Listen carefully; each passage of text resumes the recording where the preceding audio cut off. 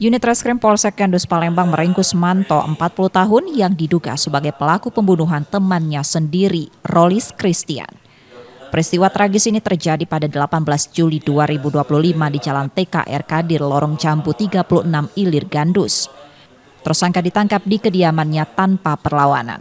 Polisi turut menyita sebilah pisau dapur yang digunakan untuk menusuk korban.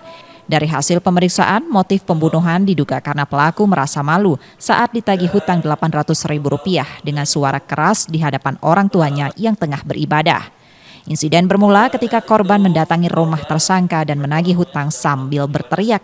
Keributan tak terhindarkan hingga terjadi perkelahian. Dalam kondisi emosi, pelaku menusuk dada korban hingga tewas.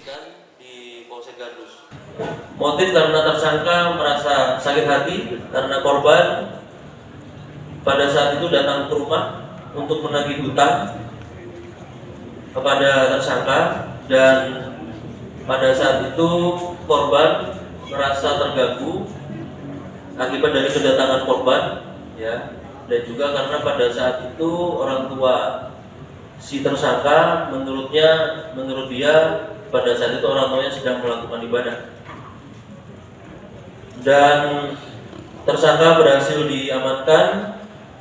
Dan berikut juga dengan barang bukti yang digunakan oleh tersangka untuk melakukan pembunuhan. Karena perbuatannya, tersangka terancam hukuman maksimal 15 tahun penjara.